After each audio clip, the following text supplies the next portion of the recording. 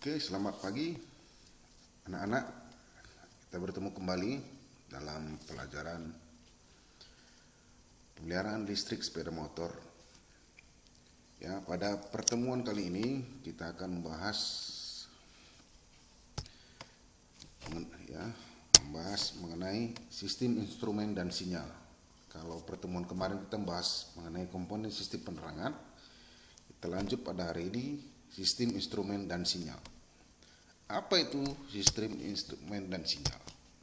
Ya, apa yang dimaksud dengan sistem instrumen dan sinyal? Ya, sistem kelistrikan pada sepeda motor yang berfungsi sebagai pemberi informasi atau petunjuk tentang keadaan sepeda motor tersebut kepada pengendara dan pengendara lainnya. Ya, jadi dia pemberi informasi. Ya.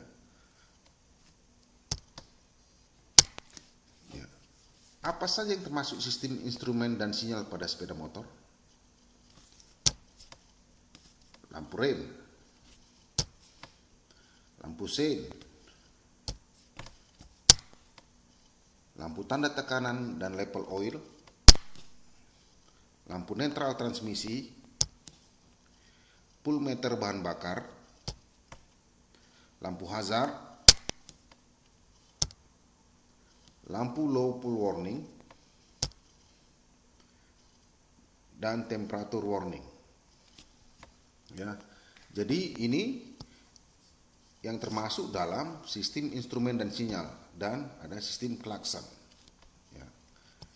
Ini pemberi isyarat atau pemberi tanda, pemberi informasi kepada pengendara lainnya, juga kepada pengendara itu sendiri. Ya.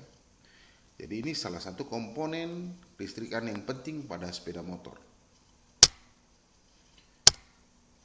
Kita bahas pertama lampu rem atau brake light. Ya, posisinya ada di belakang kendaraan. Ya, kamu tahu lampu rem itu posisinya ada di belakang kendaraan. Ya, kalau pedal rem kita injak atau handle rem yang di setang kita tekan, ya, lampu rem otomatis akan hidup. Ya, posisinya, ya, fungsinya memberi isyarat kepada kendaraan lain saat akan berhenti. Ya, saat akan berhenti dia memberikan informasi kepada pengendara lain.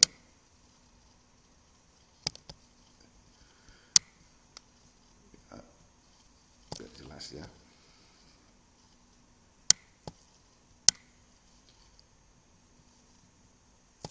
Oke.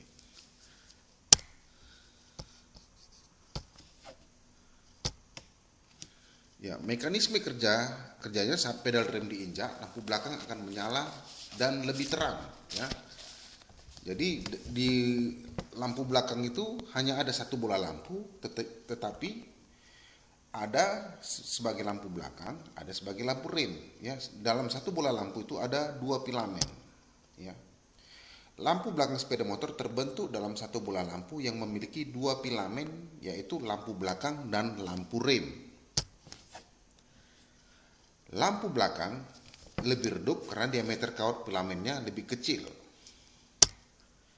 Dan lampu rem lebih terang karena diameter kawat filamennya lebih besar.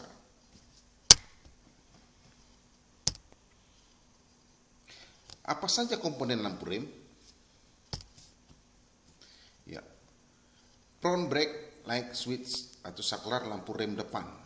Ya, saklar lampu rem depan itu terletak, ya, di antara handle rem yang disetang. Ya, ketika handle rem yang disetang kita tekan, maka lampu rem yang di belakang akan hidup. Baru rear brake light switch atau saklar lampu rem belakang itu ketika, ya, pedal rem kita injak, maka lampu rem akan hidup. Ya, jadi ada di situ saklarnya, dekat akan posisi baterai. Kemudian lampu rem dan dudukannya. Ya, ini tiga komponen penting, ya, lampu rem dan dudukannya. Ya, dudukannya itu adalah dudukan tempat bola lampu itu berada di posisi belakang kendaraan. Kemudian kedua, sistem lampu sein atau tanda belok. Ya. Ya, fungsinya sebagai pemberi isyarat bagi kendaraan yang ada di depan, di samping dan di belakang bahwa kendaraan akan berbelok, merubah arah dan pindah jalur. Ya, itu fungsi dari lampu sein, ya, atau lampu tanda belok. Posisi lampu ada 2 di depan bagian sisi kiri dan kanan dan 2 di belakang. Komponen lampu belok, ya, terdiri dari 2 pasang lampu. Ada flasher atau turn signal relay, ya. Flasher atau turn signal relay ini adalah alat yang membuat lampu itu bisa menjadi berkelap-kelip atau berkedap-kedip, ya. Ada hidup mati, ya. Ada flasher. Ada 2 jenis flasher pada, ya, lampu tanda belok ini, ya. Ada 2 jenis flasher, ya. Ada namanya flasher dengan bimetal, ya. Ada flasher dengan bimetal. Kemudian flasher dengan kapasitor, ya. Jadi ada 2 jenis flasher pada sistem komponen lampu belok ini, ya. Yaitu flasher bimetal, kemudian flasher dengan kapasitor. Kemudian ini komponen utama yang ketiga adalah saklar atau switch. Ya, ini, ya. Kemudian klakson atau horn. Ya, suatu jenis sistem instrumen sinyal yang berupa tanda bunyi atau mengeluarkan suara. Ya, biasanya memberikan tanda peringatan atau memberikan informasi kepada orang yang ada di depan kendaraan, ya, bahwa kita mau lewat, atau pokoknya yang berupa tanda suara sebagai pemberi informasi. Kemudian ada beberapa tipe klakson, yaitu klakson listrik, klakson angin, dan klakson hampa udara. Kemudian komponen utama klakson itu armatur, ya. Ada diafragma, ada lilitan kawat atau koil, kemudian kontak platina. Ya, ini 4 komponen utama klakson itu diafragma, ya. Diafragma itu seperti lapisan kertas, ya. Kemudian lilitan kawat koil, kontak platina, dan armatur. Yang keempat, lampu-lampu instrumen indikator. Ya, apa itu lampu-lampu instrumen indikator? Ya, berfungsi memberi isyarat kepada pengendara bahwa sistem kelistrikan menyala atau mati. Ya, jadi kalau kita on, lampu-lampu indikator itu akan hidup, menandakan bahwa sistem kelistrikan kendaraan kita sudah menyala. Baru seluruh panel indikator pada sepeda motor terletak pada dashboard kendaraan, ya. Dashboard itu di sekitar terletak speedometer, ya.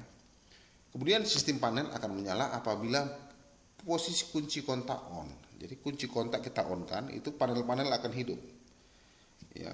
Ada lampu kota juga hidup, ya, terlihat itu di dashboard kendaraan kita di atas lampu kepala.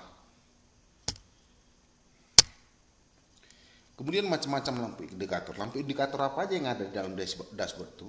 Ini dia. Ya, satu indikator lampu tanda belok. Udah jelas, ya. Kalau kita menandakan bahwa kita mau belok, kita udah menyala apa belum lampu beloknya, kita bisa lihat hanya di indikator dashboard itu, ya, ke kiri atau ke kanan. Ya, situ.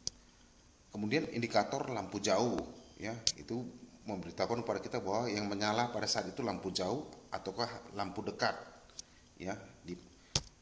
Kemudian ada indikator posisi gigi transmisi, ya. Kalau yang matic mungkin tidak ada, tapi kalau yang manual ada, itu biasa posisi netral. Bahkan ada yang memberitahu posisi gigi berapa dia transmisinya, nomor gigi 1 atau sampai gigi 4, ya. Kemudian indikator bahan bakar, ya. Ya, dari sini kita bisa tahu, nggak usah, kalau masih bagus nggak perlu lagi kita buka tangki untuk memeriksa berapa kapasitas bahan bakar yang kita miliki di dalam tangki kendaraan. Kemudian ada indikator speedometer, ya. Ya, berfungsi sebagai pemberi petunjuk laju kecepatan kendaraan. Kemudian mekanisme gerak speedometer ada secara mekanik dan ada secara elektrolit. Pada sistem mekanik, speedometer dihubungkan oleh kawat baja dengan roda gigi penggerak pada roda depan. ya, itu pada sepeda motor lama ya. Sepeda motor lama itu dia masih pakai gigi ya, yang diletakkan di tromol depan ya, berhubungan dengan roda depan, dan roda gigi tersebut dihubungkan dengan kawat ke speedometer, dan speedometer itu masih menunjuk manual mekanis ya, dengan tanda panah berapa kecepatannya ya.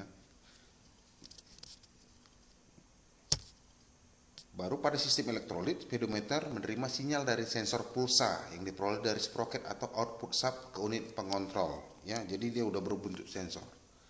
Jadi inilah